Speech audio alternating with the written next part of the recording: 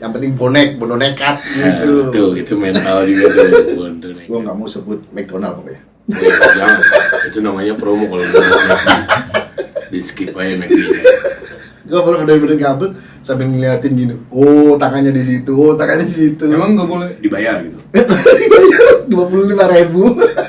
SMA. Assalamualaikum, lalala, itu sama ibu kita Kartini. Sadar.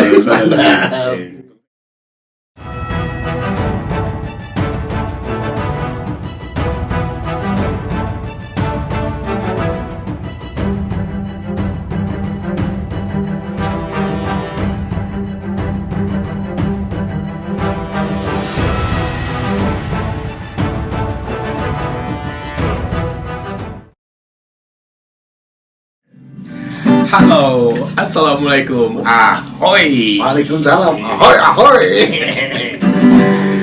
Harus ada gininya dong. Gitu. Ini tim Backsound belum ada ya. Oke. Gua sekarang udah bersama Mas Faisal. Hey. Nama panggung ya. Nama panggung. Mas Ewo dari Nu7. Siap. Apa kabar bang? Apa kabar? Ahmad Albar bang. Ahmad Albar. Oh, siap. Ini kan ceritanya obrolannya tuh tentang memilih musik sebagai jalan hidup. Oke. Nah, gue pengen tahu nih perjalanan musik lu tuh awal banget lu belajar musik tuh kapan? Awal ya. Pertama kali lu belajar musik. Pertama kali gua pegang alat musik aja deh. Itu SD kelas 2 atau kelas 3 kalau nggak salah. Anjing, lu alat musik apa? Keyboard. Udah keyboard? Iya, gua dibeliin sama, bukan gua sih, ada abang gua kan dibeliin keyboardan kayak Techno, terus kayak Casio yang kecil-kecil itu. Oh iya, 99 sound. Ya, itu. Gitu, gue tahu. Nah, itu ditaruhnya di TV yang kotak gede tuh, tahu kan? TV yang jadul, Ya, kotak gitu. iya gitu. Ya. Itu di atasnya keyboard. Gua pertama kali bawain lagu itu yang Assalamualaikum, lalala, itu sama ibu kita Kartini. Sadar. Teng. Anjir. Tuh pertama kali. SD tuh. SD. Tapi keluarga lu ada yang main keyboard? Nggak ada. Nggak ada. Nggak ada. Kok bokap lu bisa tiba-tiba beliin lu itu? Bokap itu orang entertain. Sebenarnya dia itu salah satu pencetus radio. Radio. Iya, radio di Surabaya. Jadi kalau pernah tahu lah radio di Surabaya, tapi AM kan ada FM ada AM tuh. AM, FM ya benar. Nah, bokap itu kayak ada ikut andil lah dalam Di Surabaya. Frekuensi AM itu. Terus umur berapa berarti? Umur kelas 2 tuh umur 7 8. Ya segituan lah. Terus dia udah tahu gitu lu bakat lu sini apa iseng aja beli. Iseng aja beliin. Iseng. Terus dari keyboard lu kursus apa gimana? Enggak, habis itu udah tuh keyboard udah gak kepegang, udah mainan ke bola waktu itu kan main bola. Nah, justru main bola itu gua di Sasana kayak pelatihan bola itu loh, Pak. SSB dulu sekolah sepak bola. Dulu yang ngetop zaman gua tuh Ya. Salatiga. SSB Salatiga. Tuh, gua Sasana Bakti sama Indonesia Muda IM. Di Surabaya. Jadi berhenti tuh keyboard main bola. Main bola. Terus ngelihat abang-abang kan juga ikut sepak bola itu, cedera dia sampai digip. Akhirnya bokap marah-marah kan, udah nggak usah main bola-bola lagi, udah stop akhirnya. Akhirnya stop, udah menjelang SMP itu baru gue belajar main drum. SMP lu main drum? Iya. Kenal musik lagi terus lu main drum? Iya, SMP. Beneran main drum apa iseng aja? Iseng aja. Kalau mulai menggeluti drumnya itu mulai SMA. Manggung. Manggung pertama. Megang apa? Drum. Anjing. Drum. Itu gua malah langsung event. Event. Jadi Dibayar gitu. dibayar 25.000. SMA kelas 1. Itu gua pas waktu SMA itu waktu itu di Surabaya itu mulai mengadakan ekstrakurikuler musik. Oh, baru Kebetulan pertama. itu. Alat baru dong sekolah. Alat baru. Pas lagi pelajaran ada kayak keludak apa ini musik apa. Kelar sekolah, gue penasaran kan ke situ. Ada guru-guru kan, guru-guru. Kenapa? Mau ikut? Ayo coba main apa? Main drum deh. Duh, kok bisa? Akhirnya setiap habis sekolah itu disuruh stay sama guru sampai jam 4 sore. Sampai dijemput sama bokap. Yang main keyboard, gitar gitu teman-teman juga apa guru-guru? Oh, lu ngeband sama guru. Pesan muka lu tua ya. Karena bergaul sama tua-tua kawan. Ini kenapa jadi ke muka urusannya? Gitu ceritanya. Makanya terus ngeband SMA tuh ya. SMA masih ingat gue tuh. Terus Ada wedding baru ke keyboard lagi. ke keyboard lagi Itu sambil ngedrum sambil tetap main keyboard. enggak. Akhirnya pas waktu udah minat sama musik, akhirnya pas waktu SMA kelas 3 gua nge-crew ceritanya. Ngekru Ngekru band cafe. band cafe. Apa tuh nama bandnya? Peppermint dulu di Peppermint. Surabaya. Gua nge-crew. Krunya kan ada dua. Yang satu itu setting yang satu itu setting bass sama gitar. Gua kebagian setting drum sama keyboard. Oh, Set segala macam. Udah. Nah, dari situ gue tertarik sama keyboard. Itu ceritanya. tapi lu selama dari kecil tuh emang nggak basic nggak ada salah aja. Nggak ada. Keyboard nggak ada tuh. Nggak ada. Kedua malah justru yang gue yang antusias itu, wih asik lah. Baru ngelihat ada kayak pemain keyboardnya Peppermint itu. Baru kok asik mainannya, keliling-keliling asik gitu lah. Gue dari situ ngeliatin, belajar. Akhirnya belajarnya bukan langsung minta tolong gini-gini, enggak. Terus gimana?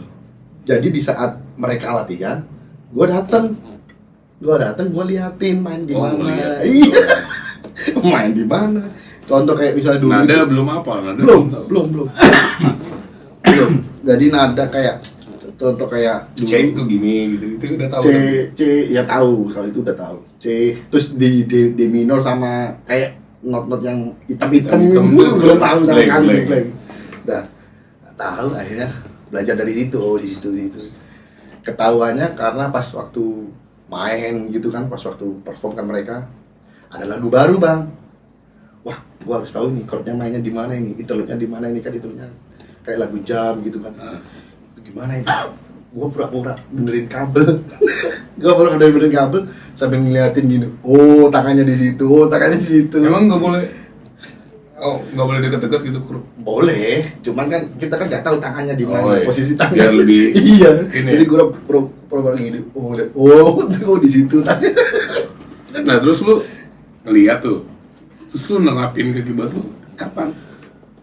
Kan lu Nggak ada. punya keyboard kan? Belum. Akhirnya ada kayak komunitas band Surabaya itu kumpulnya di base camp. Kebetulan ada base camp kan, kumpul di base camp. Gua di situ juga. Ada almarhum Mas Wahyu. Wahyu. Ya Wahyu. Mas Wahyu. Iya Kayak gue tahu deh Wahyu. Roket. Oke, tahu gue. Nah. Gue sempet ngejob juga sama dia. Ikut RCM juga kok dia. RCM dulu. Tuh, udah ngapain ngedrum sini. Dari situlah kenal keyboard. Oh diajarin Wahyu. Ya, itu X5D dia punya. X5D Kok X5D itu pertama kali Iya, punya lagi. Wahyu. Legend, Wahyu. Masa Almarhum dulu? betul. Iya, almarhum. Pernah satu kosan gue di kosan Minang sama Mas Wahyu. Tuh, Berarti kalau yang dibayar 25.000 mah belum profesional lah, itu mau ya buat ya opa untuk wedding. Tapi udah profesional sih itu wedding. Wedding kawinan. Yang main guru-guru semua, gua doang yang murid. Ini mah dikasih jajan aja Iya. dulu lah ya. Itu udah Nah, seneng. terus lu belajar sama Wahyu sampai lu punya band pertama itu lama nggak? Itu pas waktu belajar itu sambil ngekur juga. Nggak Oh, Peppermint tetap jalan. tetap jalan. Tapi lu sambil belajar sama Wahyu. Tetap jalan. Jadi cuma diajari do re mi fa sol la si do, fingering doang kan. Udah. Apalagi terus. Udah bisa Mas, udah gantian, ntar gantian tangan kiri ya. Udah gantian. Mas, capek Mas. Udah, jangan menyerah. Kalau lu menyerah pasti besok-besoknya pasti bakal nyesel gitu. Oh ya udah. Jadi gini sampai ngantuk gini. Akhirnya gue punya band sendiri itu setelah tahun 2004 apa 2005 gitu. Gue punya band sendiri dan pertama kali manggung reguler di salah satu restoran siap saji. Gue nggak mau sebut McDonald pokoknya. Jangan, itu namanya promo kalau di skip aja McD. Itu di Surabaya, di Basuki Sudirman, nggak dibayar duit bang. Makan doang. Mungkin kelihatan banyak kelaparan gitu. Emang kadang-kadang bersyukur aja. Dari itu. Itu pertama tuh kayak Ya. lu punya band sendiri, lu ngamen, dibayar makan. Makan. Terus band itu namanya apa tuh? Dulu bandnya itu namanya Detroit. Detroit. Sampai ke kafe juga. Akhirnya kita ke waktu itu kan lagi naik-naiknya hip hop itu bang. Nah itu. Rap. Akhirnya kita main ke pensi. Jalurnya malah ke pensi ya? Iya, pensi. Akhirnya kafe waktu itu di Surabaya itu yang paling terkenal itu Pensi dulu baru ke kafe. Ya pensi dulu, kita naikin nama kita dulu Detroit. Habis itu ke kafe, terus ada manajer tuh kayak tertarik gitu. Band kalian kok kayak asik ini ya, gini. Gimana coba kalau ini misalnya di promoin lah di kafe. Oke, boleh bang gitu kan. Diurusin sama dia jadi. Diurusin akhirnya. Siapa tuh namanya? Om Yanto. Om Yanto. Nggak pernah ketemu sampai sekarang, nggak tahu. Masih inget lah. Nah itu akhirnya dari situ ke kafe. Terus Detroit memutuskan untuk perubahan dari nama dan juga genre. Oh jadi nggak main hip hop lagi? Main cuman lebih melebar lagi. Jadi kayak top 40? Top 40 ya kayak udah lagu-lagu sekarang, lagu update. Ya update lah. Ganti nama jadi Absolute. Tahun berapa tuh? Absolute itu tahun 2006 apa? Itu langsung seluruh band Surabaya, bukan apa-apa ya. Band seluruh Surabaya kayak apa namanya? Langsung penasaran karena kita nggak pernah bergaul sama band-band Surabaya yang komunitas. Enggak, kita bener-bener keep langsung udah nongol aja. Udah gitu. Memang sih kadang-kadang kan komunitas yang bikin kenal kan, Iya. satu sama lain jadi tahu gitu perkembangan. Kalau tiba-tiba nongol terus genrenya lain, apalagi kaget pasti. Langsung wah, apalagi kita mainnya di tempat yang paling mahal di Surabaya. Di waktu itu di mana? Vertical Six. Berapa tuh paling mahal tuh berapa budgetnya? Waktu itu waktu itu rata-rata band lokal Surabaya ya, itu gajinya 50. Nah lu berapa? Gua cepet. Oh itu udah keren tuh. Itu udah keren tuh. Terus sekali main itu cepet. Wah, penasaran semua orang-orang Surabaya. Siapa ini? Dari mana nih? Iya, semua band semua Surabaya pada ngumpul ke Vertical Six itu. Lihat, kirain band luar. Kirain band Jakarta, band Bandung. Akhirnya pada tahu semua, anjir ternyata Ewo gitu. Itu lama tuh, Absolute ya? Lama? Absolute lumayan sampai 2009 akhirnya memutuskan untuk long trip. Nah itu fase-fase ini nih ya. Kayaknya hampir semua ngalamin. Kecuali satu tuh temen gue si Madi gak pernah long trip. Nah long trip itu alasan utamanya dulu deh apa ya? Apa Surabaya gak ada tantangan lagi apa? Surabaya kekecilan budgetnya apa gimana? Alasan utama deh. Alasan utama ya. Penasaran sama dunia luar, Bang. Gue kan orangnya nggak suka di zona nyaman. Intinya masa gue udah di Surabaya nih, udah dikenal gini. Udah enak nih gitu, udah dapet nih. Gitu lah. Apalagi ya gitu. Ya, tantangan apa ya gitu. Coba terus ditawarin long trip itu. Pertama kemana long trip? Paling pertama di Batam. Square. Bukan. Belum ada Square. Belum ada Square tuh. Tahun 2009 apa dulu? Itu masih band Absolute malah. Oh, Absolute berangkat. Format sama. Beda. Oh, beda. Udah beda. Itu Apa Absolute-nya band bandara enggak? Enggak. Anjing band bandara. Habis Batam pulang cuma 1 bulan itu, Batam 1 bulan pulang, terus Jember, Balikpapan pulang.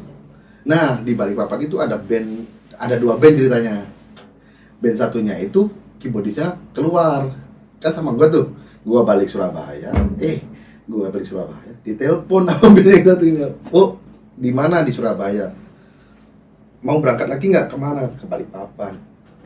Ya udah deh, coba Bang ya, iya coba ya. Lu masih ingat nggak budget lu berapa long trip seorang? Kan per orang nih Ya, hitungnya. itu pertama kali 4 juta Seorang. Band lu 7. 7. Itu udah lumayan Bang. 24 juta udah. Kalau zaman dulu itu ibarat long trip itu gaji terbesar dari anak band. Itu Asik ya. anjing.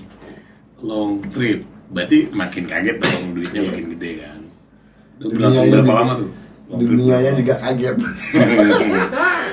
Jelas lah long trip ya. Dunianya lebih kaget kalau Ntar gue bahas long trip sama yang bener-bener biangnya long trip ya. long trip dari 2009 sampai 2019. Berapa itu? 10 tahun. Anjing, 10 tahun. 10 tahun. Tapi sempat balik main dulu di Surabaya bentar, Nggak. 2 bulan, 3 Nggak. bulan. Apa muter terus? Sistemnya kan kayak kontrak per 2 bulan, per 3 bulan gitu. 2 bulan, misalnya di Samarinda. Terus habis 2 bulan ini kemana? Ke Batam. Lanjut tuh? Lanjut. Nggak sempet balik? Enggak, jadi transitnya paling transit ke bandara doang. Jadi tiket dari outletnya menyuruhkan kalian kan band di Surabaya, jadi pulangnya harus ke Surabaya ya. Oh ya udah, dari Surabaya. Yang dari Batam ini kita minta dari Surabaya ke Batam. Jadi Hari yang sama, hari yang di pesawat sama. berangkat lagi gitu. Turun bandara, langsung check in, berangkat lagi gitu. Long trip paling tragis. Kejadian paling tragis lah yang mungkin dilempar pitcher kayak gue di Samarinda, gue ngalamin dilempar pitcher, dibalik-balikin meja gitu. Banyak sih. Yang paling parah deh yang gue rasain.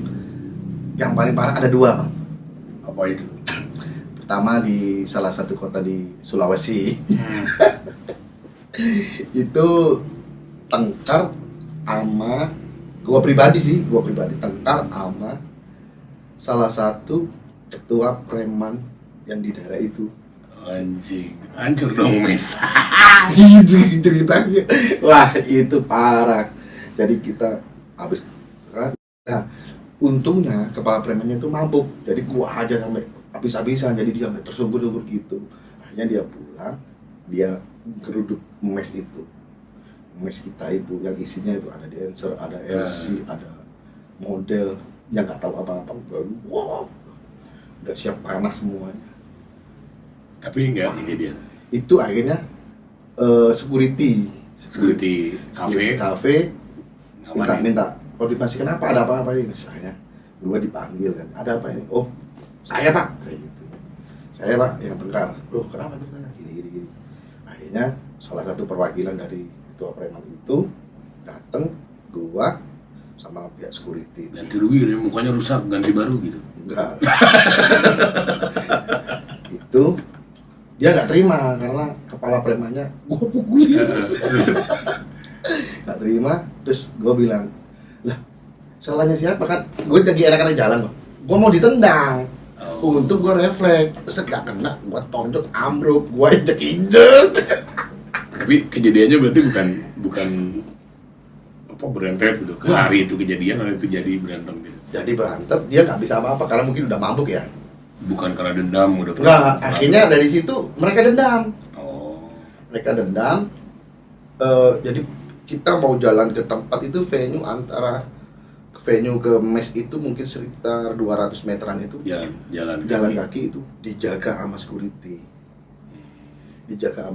Sambil security siapin benteng kayak polisi yang gini. Ya. Ya, pokoknya kayak Kapten Amerika lah gitu. Tameng. Karena di situ terkenalnya sama panah itu sumpit. Apa yang tiup itu bang? Iya. Racun itu, tempat itu. Terus yang lain apa? Konyol apa lagi? Konyol itu Yang tragis lagi. waktu di Sulawesi juga ada satu lagi. Kita cuma main sebulan, sengaja pingin hancurin itu kafe karena nggak sesuai dengan apa ya, dengan standarnya anak band lah, standarnya anak-anak long trip. Apanya budgetnya apa soalnya? Dari segi Makanan. makanan, Emang parah sih, guys, kalau lu masih long trip, lu datang ke satu wilayah, satu tempat baru, dan itu belum tentu lu cocok makanannya. Iklim udah pasti lah, iklimnya ada yang panas, ada yang dingin banget. Kalau lu paling sengsara kalau lu nggak cocok makanan. Gimana tuh? Gimana? jadi makanan itu ya nggak tahu ya, kalau di sana mungkin kebiasaan makanannya kayak gitu atau enggak ya. Setahu gua kan setiap makanan kan pasti enak-enak juga kan. Jatah. Ya, Apa? jatah Kayak di bungkusan, jadi bungkusan. Pas gua buka bungkusan coklat biasa itu, nasi kan biasanya kan kayak nasi padang, walaupun gimana kan masih enak kan dilihat. Itu kita buka langsung piar gitu kayak makanan burung, piar, dan itu cuma disuguhin ikan satu doang gini. mungkin penjara. Udah itu aja. Anjir, ini gimana? Akhirnya gua sama leader gua berontak. Sengaja dihancurin. tuh Sengaja gimana? gua hancurin. Mainnya. Makanannya gua taruh di kolong kasur. Terus gua sengaja ribut sama security, ngajak security, terus sampai briefing itu sampai setiap hari. Ketidaknyamanan, guys. Iya, dan gua minta Budget oke. budget Masuk lah. masuk lah 5 juta lah. Tapi makanan Aduh, nggak worth it lah. Jadi sampai gua ngomong sama manajernya itu, gua pingin cuma 1 bulan ya, nggak mau. Itu gua sampai gede-gede gitu. Wow, sabar. Nggak, udah nggak ada waktunya sabarin. dia lebih takut mati keracunan, ya. Cuma sebulan. Nggak, mereka mohon, udah kontrak, nggak mau udah. Kalau ini long trip yang paling bikin lu kaya, budgetnya, sawerannya gitu. Bikin kaya ya. Tahun-tahun kapan tuh? Tahun kapan, di mana? Mana ya? Ada itu di Samarinda. Kok nyebut kota Samarinda? Ketahuan. Wah, mati. Lanjut aja deh. Ya. Kayak audio biasa. Gimana? Di Samarinda itu, Bang. Soy itu. Sawerannya sih, Bagus ya, saweran. sawerannya itu dari hasil saweran doang gua bisa beli keyboard. Anjing. Tahun kapan Samarinda, tahun kapan tuh? Tahun 2015 apa 2016 sih. Oh, gila. Tapi gua ngalamin sih Samarinda mah. 2 loh Bang keyboardnya. Saweran sama budget gedean saweran. Gua ngalamin tuh. Main di Mitra. Sama, gajinya sama 5 juta. Iya. Tapi sawerannya satu orang bisa. Ya itu, kebeli 2 keyboard. Dulu kalau nggak salah Samarinda tuh ngetopnya batu bara Ah. sama kayu. Itu yang gua rasain. Waktu itu gua bukan Didi. Judi. Jadi orangnya bawa sekepok bom gini. Set gitu. Pior gitu. Enak tuh kalau tuh tahu gitu. Pior. Jadi kayaknya dalam artian lu punya barang bagus lah ya. Ya, hasil long trip. senjata Senjata baru. baru. Apa aja tuh lu beli apa? tuh? Gua waktu itu beli Singkat Triton Lee Triton Lee, sama micro XL ya gitu. Micro Cock XL yang ada vocodernya itu. anjing, jadi robot Jawa lagi dan this Iya. Lezita ini lagi musim. Itu ya itu. Karena waktu itu keyboard gua kan X5 Bang, cuman gua bawa X5 doang. Lu nggak kepikiran beli grup box gitu jauh dulu? Enggak kepikiran. Sampler ya, sampler. Kalau sampling gua pakai laptop. Wah, zaman dulu kalau gue pikir-pikir kreatifnya dana-dana lah. Ya, Demi parfum aja bisa bawa sengaja gitu beli gitu mikrokok, beli Ya. keyboard, laptop segala macam. gua dulu pernah Bang bawa itu CPU. Ah, Gue ngalamin tuh zaman potensi tuh anjing gue studio. Bawa alat DJ, anjir. Susah itu. Nah dari long trip lu mutusin long trip terus lu berhenti lu di Jakarta. Nah, itu kapan? Itu tahun 2019 mungkin udah di titik jenuh ya kali ya. Capek gitu. Capek sih, kalau gue bermusik gak ada capek bang, tapi jenuh dalam kegiatan yang kita turun bandara, baru, iya orang yang baru, gini, aduh capek ngadepin orang yang kayak gimana itu yang aduh udah akhirnya Itu 2019. 19. Iya 2019 itu gue sebenarnya nggak di Jakarta, opsinya ada dua, kalau nggak Jakarta Bali. Oh lu rencananya? Ya stay di sana. Nah lu balik kemana tuh? Surabaya? Surabaya dulu. Akhirnya gue telepon anak-anak Bali, gimana Bali? Wah lumayan ini, ayo kesini. Waduh, prosesnya gimana ini? Wah kalau proses ya lumayan gitu. Cuman apa namanya, hampir 8 bulan gitu. Waduh lumayan. Akhirnya gue telepon, gue masih inget itu sama Ikrar namanya. Anak Bali? Anak Jakarta. Anak Jakarta. Basisnya Anji. Gue telepon sih. Bukan Digo. Bukan Drive, dia di Anjinya Anji. Oh. Yang udah Anji. Udah solo. Udah solo. Gue telepon si Ikrar itu. Jakarta gimana gitu. Udah berangkat gitu, kok kayak meyakinkan gitu. Yakin berangkat. Ya udah. Fix 100% berangkat ke Jakarta. Ceng. Sampai Jakarta gintes, ngapain? Gak tahu apa-apa. Tinggal di mana tuh? Waktu pertama kali Rawamangun. Di rumah siapa?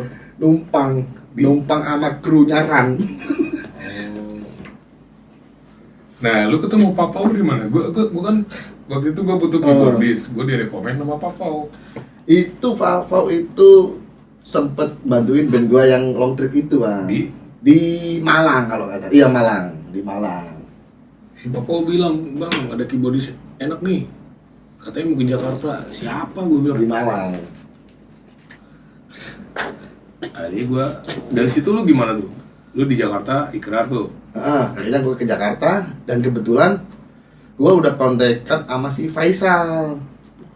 Faisal Tasik. Faisal Tasik. Itu akhirnya ya mungkin rezeki ya. Nyampe Jakarta subuh, siang gue bangun tidur ditelepon sama Faisal. Udah nyampe Jakarta, Mas. Ya udah, ntar malam gantiin ya. Di mana? Di Bargel gitu. Antasari. Oke, siap.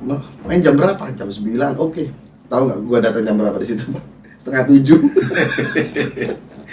Gak tahu jalan. Karena yang pertama nggak tahu jalan, akses gua naik Transjakarta. Keyboard lo udah apa di situ? Udah XPS 30. Si Faisal lagi bantuin gua juga tuh. Oh iya. Di situ lagi sering bantuin. Kan Dika cabut. Faisal bantuin, akhirnya Papa rekomen cobain dulu Mas Ewo gitu. Nah lu dari situ udah mulai mantap tuh, lu mau di Jakarta apa lu kepikiran gue cabut lagi deh gitu? Enggak, Mantep gitu. itu. Oh, udah mantep. Mantep. Walaupun hidupnya ini Simatupang, tunggu panggilan. Iya. Yang malam tunggu panggilan. Gua sampai japri tiap hari itu. Hari ini kosong. Kan gua langsung masuk grup keyboard itu. Keyboard ya. Free guys gitu. Tapi tetap sekali lagi tuh komunitas ya, grup WhatsApp itu juga edan tuh, ngaruh banget tuh. Kalau lu mau ngeband di Jakarta, selain banyakin temen secara langsung, lu ikut grup WhatsAppnya gitu. Gua sampai nggak malu habis main sama siapa gitu, gua mintain kontaknya. Bang, minta kontak bang, siapa tahu besok abang misalnya cari keyboardist ya. Oh iya. Bang, minta kontaknya ya, gini. Emang gitu. Gue juga ngalamin 2 tahun gak punya band begitu. Jadi makin banyak teman. Iya. Nah, itu kan Simatupang ya, lu siang malam tunggu panggilan lah. Lu punya band tetap nggak sebelum Nu7 di Jakarta? Belum, baru Nu7 ini. Nu7 baru tetap di situ. Dulu sebenarnya waktu pertama kali bantuin Nu7, gue ada job juga. Iya ya. Ada job juga.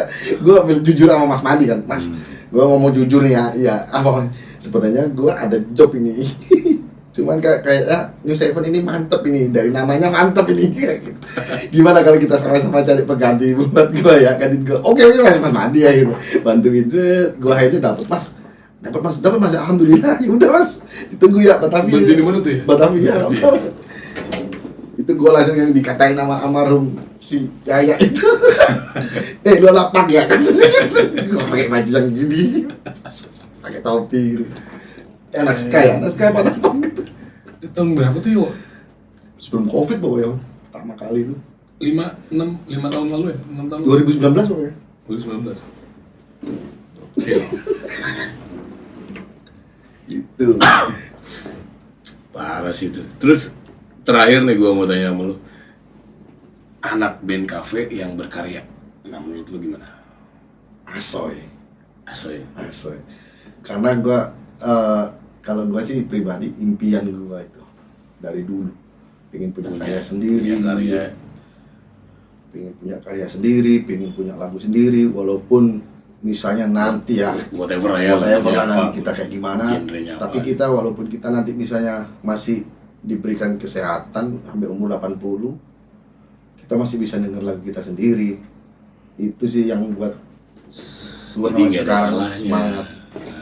Kan nggak ada salahnya kalau lu main di kafe, mainin lagu orang, lu punya lagu sendiri, lu tetap aja produksi. Masalah lagu itu nasibnya gimana? Beneran aja. Kita nih misalnya nih sekarang nih umur 40 atau umur 30-an lah, kita masih bisa survive, tapi ntar kalau kita umur 80 kita nggak tahu mau ngapain. Kita cuma bisa ngeliat, inilah hasil karya gue yang dulu. Nah ini ya, anak gue antar misalnya, lagu apa? Kamu mana karyamu? Ayo coba kamu sini. Misalnya kalau kita, anak-anak kita antar kita jadi musisi. Nah sekarang kan lu lama di long trip nih. Mungkin yang nonton juga nih banyak anak long trip yang pengen stay di Jakarta tapi blanky gitu. Nah lu apa tuh yang lu ngomongin? Tips lah mungkin, karena kan lu kan ngalamin juga kan, stay di Jakarta, biaya besar, nggak punya band. Survive sih bang. Mental. Ya, jangan sampai menyerah. Gua dulu kan 2009 sampai ke Jakarta bang. Sebenarnya gua kena mentalnya bukan karena gua nggak survive, tapi karena waktu itu komunikasi belum ada, karena kan kayak WhatsApp, belum ada, BlackBerry belum zaman, terus waktu itu ojek online belum ada dan segala macamnya. Gua ditelepon sama orang di SMS, bang bantuin bang di sini bang, di mana itu ya, di Jakarta Pusat gini. Gua nggak bisa bales, itu aja bang. Gue gak bisa balas karena gue gak punya pulsa. Akhirnya gue gak punya akses buat kesana, buat balas. Berarti sekarang zamannya udah enak. Iya. Nah, berarti nomor 1 mental, kedua zaman udah mendukung. Apa lagi dong? Apa ya? Jangan pernah menyerah kalau misalnya gak ada job atau apa. Tetap aja, misalnya gak ada job, tetap main misalnya kemana gitu, gaming. Karena gue kayak gitu dulu. Iya. Gaming, walaupun kita misalnya random lah main di situ, ada bandnya gitu, kenalan, gua duduk, gua ngejam, nggak mau tahu pokoknya harus ngejam, karena di situ kualitas musik gua dilihat sama anak band lain. Duh, baru datang ya di sini, iya baru datang gini. Oh main di mana? Belum ada ini gini. Akhirnya punya akhirnya relasi banyak lah, akhirnya dari situ. Tuh. Jadi buat lu yang pengen mungkin udah start long trip, pengen ke Jakarta, mungkin ada beberapa poin yang bisa lu ambil. Bisa lu ambil jadi pelajaran berharga. Mungkin dari obrolan ini ada Mas Ewo yang udah beberapa belas tahun long trip. Jadi semoga bermanfaat obrolannya. Jangan lupa di like, di komen, di subscribe juga. Siapa tahu bisa menambah wawasan lu sebagai musisi kafe yang pengen stay, pengen survive di Jakarta, atau pengen berkarya juga. Sekali lagi Mas Ewo, thank you waktunya. Walaupun dia datang pakai sarung habis terawih. Kita syutingnya lagi bulan Ramadan. yang penting bondo nekat Nah, gitu. tuh itu mental juga tuh, bondo nekat. Bondo nekat, Satu jiwa. Persebaya, Persebaya kemarin bola. Thank you semuanya. Assalamualaikum Warahmatullahi wabarakatuh. Ahoy. Gini ya.